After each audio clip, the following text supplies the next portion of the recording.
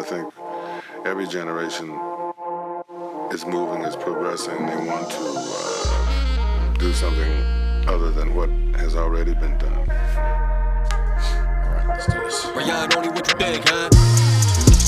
Hey everyone, welcome back to the Tangent Podcast with me, Digital Hoos, and my boy, Yass. What up? This whole podcast is basically one big tangent, and every episode will tackle a completely new topic, one that we are learning about, one that we want to grow our knowledge in, and the whole point is that me and Yass will do our research, come back, bounce ideas off, and really formulate our thoughts and viewpoints on these topics. For those who haven't caught the first two episodes, episode 1 was about orca whales in captivity. We both watched Blackfish and thought, what a great topic we should discuss. Second one is about gun violence in the U.S., specifically a few of the shootings that happened over the years, and us formulating our ideas on that and the correlation between mental health. Today's episode is one that I've been very keen to explore, and one I'd love to get Yass's input on, and that is the U.S. electoral process and the U.S. Electoral College. One thing that a lot of us don't know, there's actually a lot of things a lot of us don't know, and one of them, when I didn't even know myself, and I went and learned about it, I'm like, wow, this is pretty crazy. Yeah, I'm like, the way it was, there's nothing like it in the rest of the world. So let's get into it. Yeah, absolutely. The U.S. electoral process. Basically, how do we select a president, or how we go about it? Now, most people think, this is what's really released, one that I thought the whole time, was when I go and vote, I'm going to vote for the president. The guy I think is going to be president. But in reality, that's not it at all. At all. Right? So what I found was, and a bit of mind-blowing to me, was that when I go vote, all I'm doing is telling my representative in that state who they should vote for. And then they vote, being like it's the minister, I believe the Senate and the House of Representatives. Yeah. They go and they vote, and then that person becomes president. Yeah. So all you're doing is kind of telling your representative who you think should be president, but they don't even have to follow you. No. And that's what was really interesting for me, and I always wondered why that is. What did you come up with on your end, Yass? Well, I mean, as an outsider, first of all, as a non-American. You're an American. I'm a Canadian, and as a neighbor, I look at it in a few different ways. You're absolutely right. It's not what people think it is at 100%. All. I did a little research, and I've been listening to a podcast that I highly recommend. It's called American Elections Wicked Game. Okay. On Spotify. Interesting. I'll check it out. And it's quite a few episodes, and it goes all the way back to the founding fathers. George Washington is the first president, and how the electoral process actually came into place. Okay. And how it also became adulterated along the way, and where it is now, and how dirty of a game it's become. Yeah.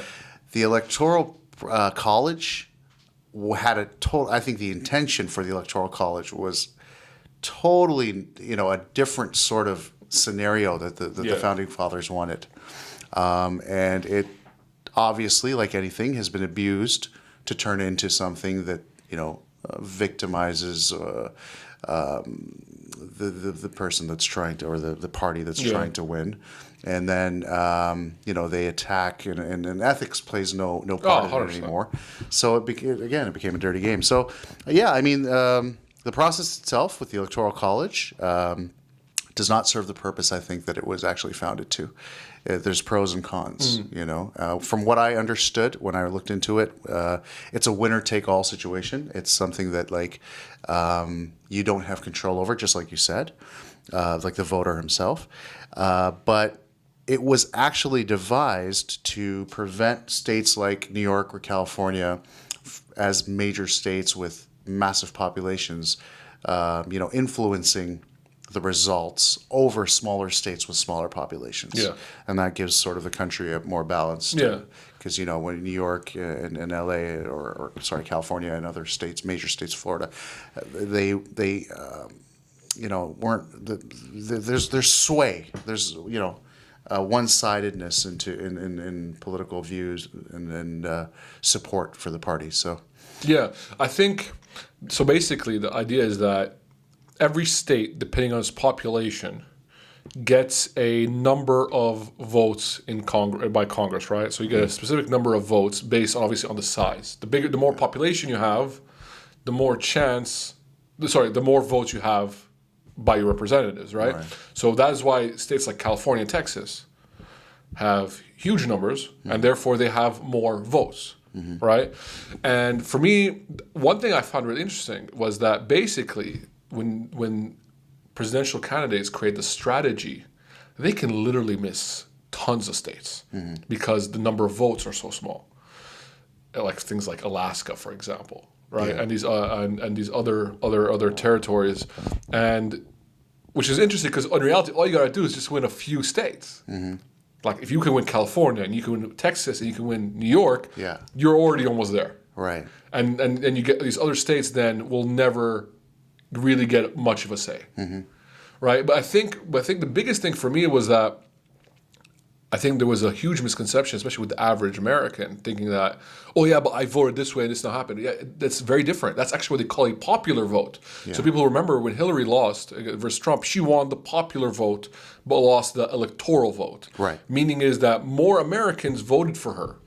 But those Americans belonged in states that did not have enough either electoral votes to maybe make her president, while Trump won in states that maybe had more electoral votes, but had, you know what I mean? So it's like, even though the majority of people wanted her, he got more representatives to vote for him. I got it. So wait, I think I had it all wrong then. Yeah. Because what I just said was the total opposite. Yeah. So I may be misunderstanding this entire thing. It's okay. That's good. That's really good. That's the whole point. Learning from an American, That's right? the whole point. I thought it was the other way around, where, not having an electoral college in place was giving these states with bigger populations the ability to add more influence to the results. Because of the electoral process, California, for example, has a lot more votes than Iowa.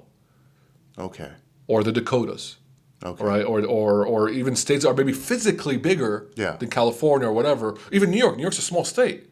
And you have other states. It's the most populous state, though. Yeah, but there's a lot of population. Yeah. So they have more number of votes. Right. But what's crazy is even if so actually what I also learned is when you go vote at the ballots, there's then a period of months where they count all the votes, they pass it to the reps go and talk about it, and then the reps all meet, and then they vote. So by the time you actually vote and the time a president is elected, that period is not for them counting the votes. They actually count it very quickly.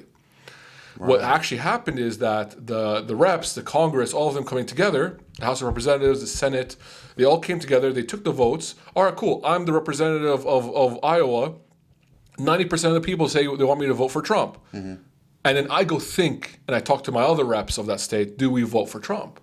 And then we meet and vote. So so you're, in essence, you're saying that the vote of the individual has absolutely zero impact? The impact of vote is to impact the reps of that state to vote. But there's been more than 86 times, or some ridiculous number like that, where the state told its reps to vote one way and they voted a different way. So basically, in those cases, I'm blown away the individual had no impact because the reps wanted to go a different way. And this is what makes the politics of it dirty. If I want to be dirty and I want to put some money in some pockets and I want to get the lobbyists, I want to get that, I can make it so you don't even, as a rep, as a House of Representative or a senator, you don't need... So in a two-party system, if I am influencing the representative, the individual's vote doesn't matter at all, is what you're saying. It only matters if the rep chooses to make it matter. I don't have to, as a representative, follow the...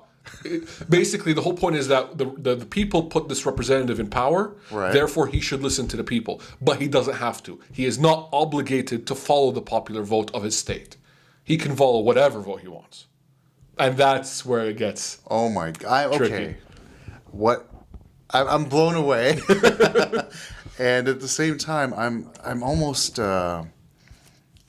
worried that the U.S. is not a democratic state. That's what interesting. So I'm looking at the table right now. I don't know, man. I feel like that's not what I understood. So I need to go back and check this out. This is something. It's really interesting. So basically, the Constitution gives every state 2 senators. Right. Right. So that's the number of states, and then you have a House of Representative, right? And then that could range depending on population. So if we look at, for example, California has 55 votes. Texas has 38 votes. So between Texas and California together, they're at, I don't know, what's that, 93 votes. Okay. New York has 29. Florida has 29. So between Florida and New York, Texas, and California, you already have a huge chunk. Yeah. Yeah. So that is why you see a lot of focus on there. Now, this makes it harder for a Republican because most of the time Republicans lose in California. So a lot of Republicans don't even give much importance to California. Right. Right, so because they focus on because it's always going to be Democratic, right? Yeah. But this is, for example, a lot of people always ask me, "Are you voting?" I come from West Virginia. West Virginia usually always votes in one way. So even if I don't agree, it really doesn't make a difference for me to vote or not because my rep will most probably vote that way. Right. But what for me, that was mind blowing is I didn't know there was actually a delay time between when an individual votes and then when the reps get together and they vote. There's actually some time. Right. Those months that we think they're counting, no, they're actually. They counted already their states, and now they're going to go decide and vote again. Okay, so again, just to recap, you're saying that, say for example, there's 55 you said in California? Yes. And say 55 of those votes, so let's just say that there was a change in public opinion. Okay. And all the people started voting Republican in So California. more than 50% of people in California suddenly decide they want to be Republican. Yeah. Cool. But the representatives, let's just say, are all Democrats. Still Democrats, exactly. The state will probably go Democrat, even though the people have told them, no, we want it to be a Republican. How does that make sense? That's what's crazy. So the way it works is, every Constitution gives every state 2 senators. Right. Right? So that's 2 for every state. That's equal. Okay. The House of Representatives changes from 1 to 55 depending on the population. The more population, the more House of Representative delegations you have. Right. The reason why California has the most is because of 55. Again, exactly what you said. The reps do not need to follow the popular vote. Wow. This is where I think... But at the same time, the rep feels if I don't follow the popular vote, they won't vote me another round. Right, so even though I win now for the president I think should, I'll lose my power. Okay. And I think that's what kind of keeps people honest. But at the same time, it makes things very, very tricky. I just learned something totally opposite to what I thought I had learned. Because I started off by saying that I thought that the electoral process was the opposite, where it was devised to not focus on the result. You know, the state and population would not be the reason why, or the number of electoral votes you have would not be the reason why a state could influence the election over another. Yeah, it's total opposite. No, total opposite. It's crazy. I think there's nothing like it in the whole world. Yeah, there's nothing like it in the world. How do you vote a person in for Prime Minister of Canada? Is it just a vote? It's just. I'll be honest with you, man. I've been living outside of Canada for so long. I haven't voted in ages, and I had to look into it to tell you that.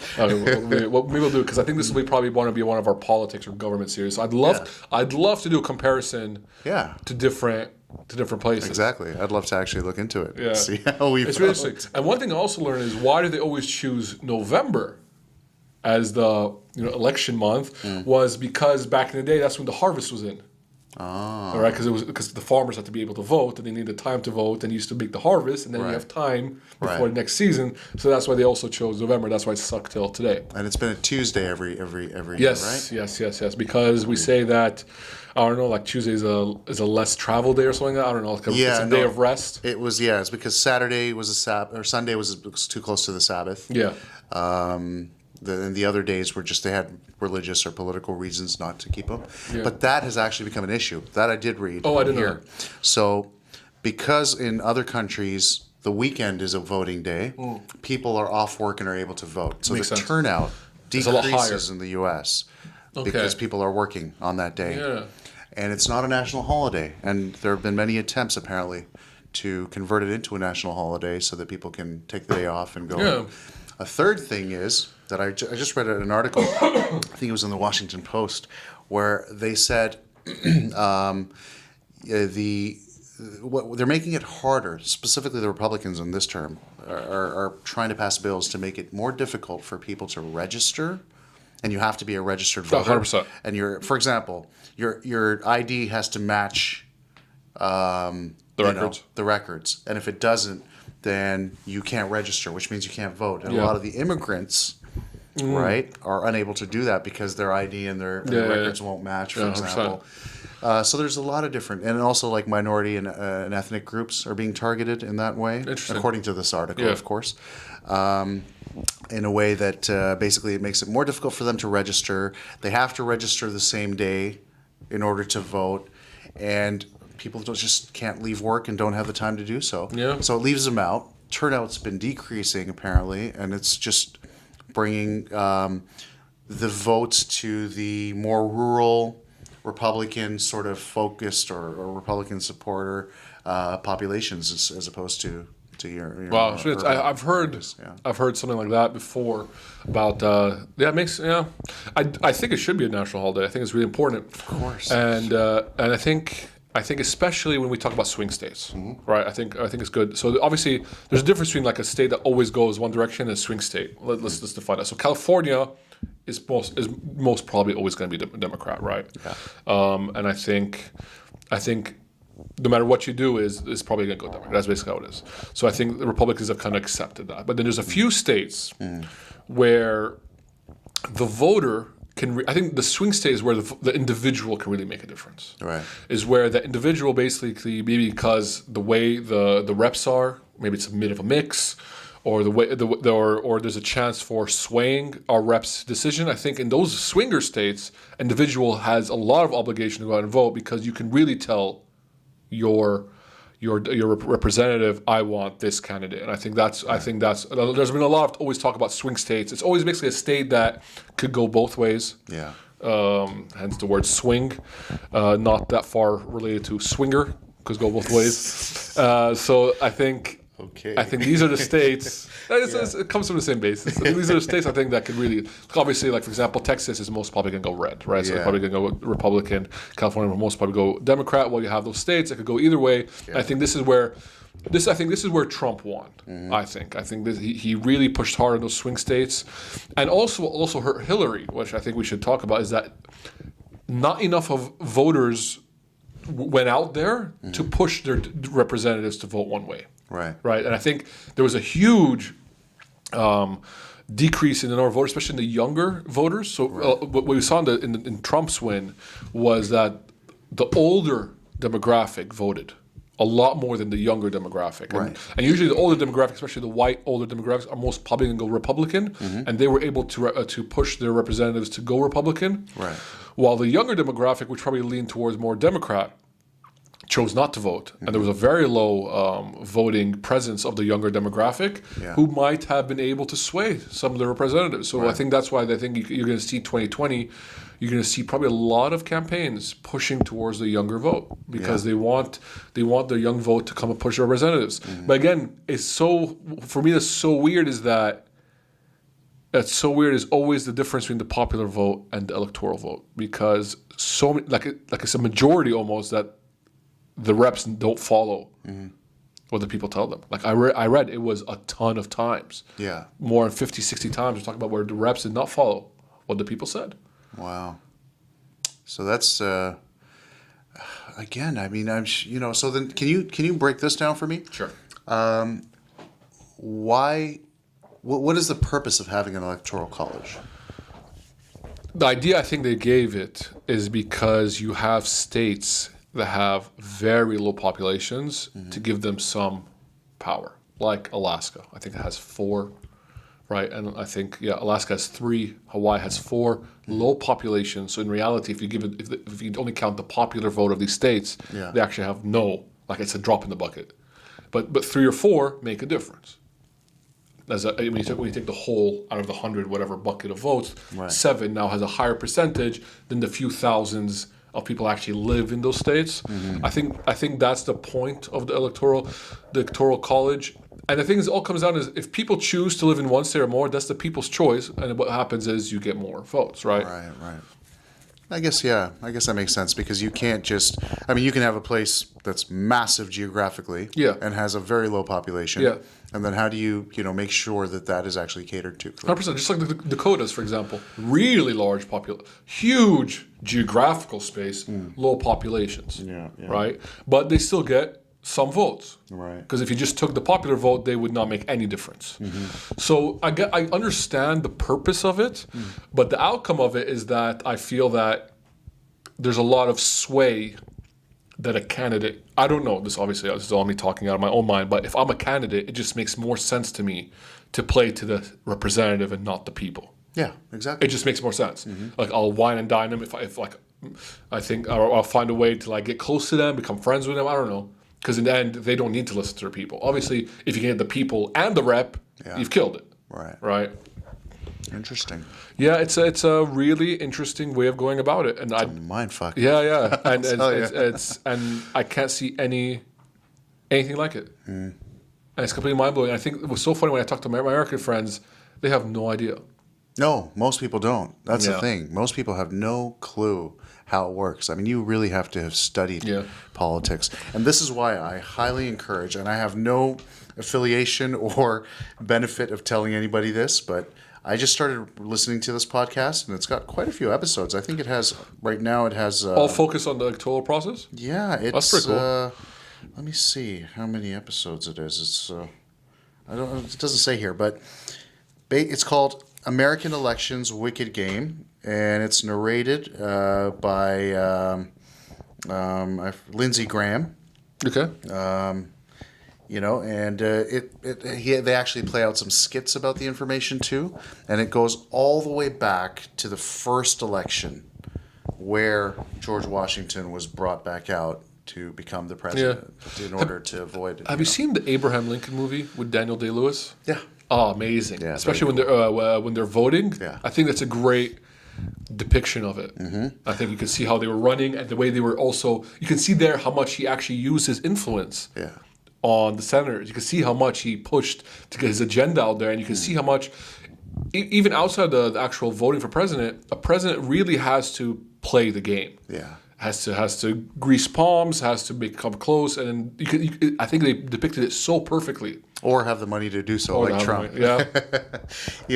And another thing that was very interesting to me, which a lot of younger people may not know, considering they probably don't know how the election works too, is if you look at the history of the election or the bipartisan scenario, the two-party system, the Republican Party was the progressive party that Lincoln, for example, used to free slavery, to end slavery and to free slaves.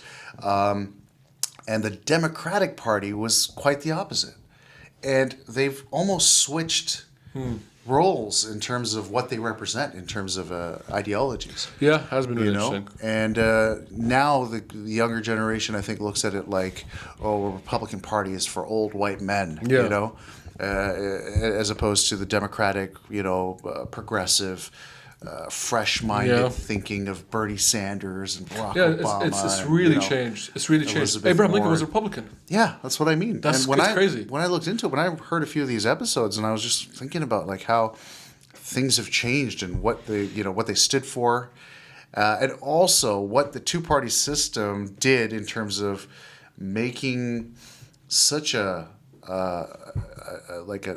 adulteration of what the intended system was supposed to be. Yeah. It's like it got dirtier and dirtier. Oh, for there sure. were no ethics. At some point, the boundaries to which... They call it mudslinging for a purpose. It's called mudslinging, right? That's what they call the presidential candidates are all mudslingers. I would even call it shit slinging. Because at the end of the day, there are no boundaries anymore. No. I mean, I don't know if you've seen that movie... what's his name? Something Stone.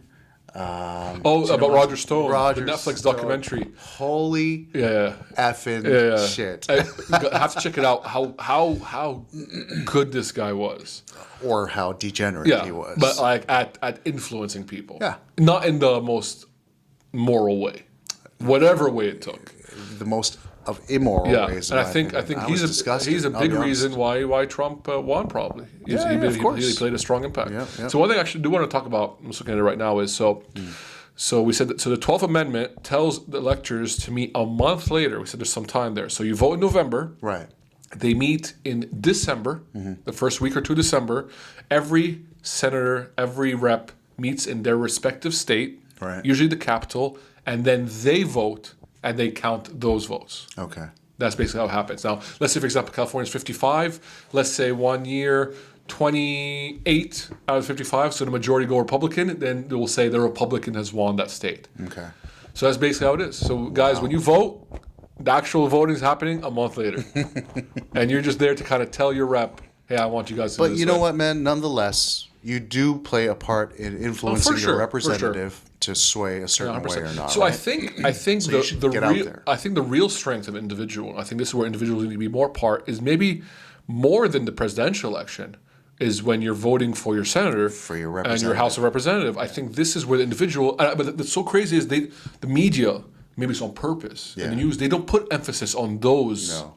Those timing, because the average person, for example, I never know when my senator in my state knows. But I know about the Most people don't, man. So Unless I think you're involved and you have 100%. an interest. Yeah. they don't really up it as much as the presidential. Obviously, it's a different degree, but I think this is the responsibility.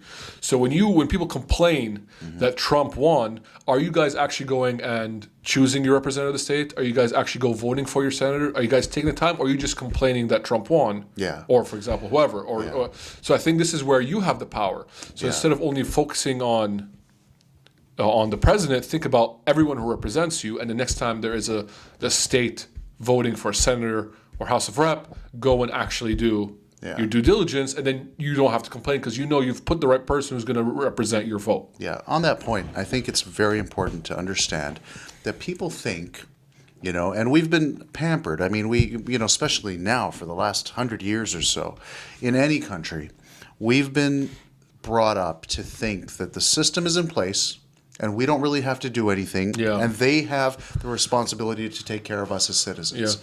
Where I think something that needs to be taught in school and taught by parents to their children is there is a massive responsibility. The system doesn't work unless you participate. 100%. Right? Unless you study and understand, research and understand, and see that if I'm not playing a part from the grassroots level all the way up, the system's not going to work the way I want it to. Yeah. So my opinion doesn't matter anymore. And then stop complaining about it later. Yeah, exactly. Our politicians are corrupt. They do this. What are you doing about it? But you chose to put that politician either by voting or not voting. And if you don't understand the system, that's your fault. Yeah, You need 100%. to take the responsibility to go out there to do some deep research, understand, because this affects you in every possible way. Your work, your life, your health care coverage, what's going to happen to you when you get old, 100%. everything from A to Z. 100%. The laws that are put forth are then voted by people in the House of Representatives and Senators, and if you didn't like the law that was passed, you could have done something about it It's your by fucking voting the problem. right person. You should have 100%. gotten up and done something about 100%. it. And I think accountability is super important. And instead of always getting angry and then hating whatever president came, you should have been like, you know what, I chose my representative, or I didn't choose my representative because I didn't choose to vote at that time. Yeah, I'd love for us to have an episode about some of the proposed changes to the education system, because this, for example, also on top of things like managing personal finances, understanding debt, understanding taxation and taxes and filing them, the importance of it. All these things need to be integrated into the educational system, 100%. whether it's in the U.S. or Canada or any first world country, so that it's an example for third world countries. Because if your population doesn't understand what the system is set up for or how it works, how do you expect them to not just benefit, but to even sustain it? Exactly. It's not possible. 100%. Well, guys, I think our time's almost up, but I think this has been a quick look at the U.S. electoral process, and I hope the whole point of these I know we don't do them that long, but the whole point is that to at least pique your interest, give you some basic knowledge, and hopefully you guys can choose then to go gather more knowledge. Absolutely. Because we learned new things for this podcast, and we hope we pass it on to you. Hopefully now you're a little bit more wiser about this very important process that happens in the U.S., which is a country that influences the whole world. Yeah.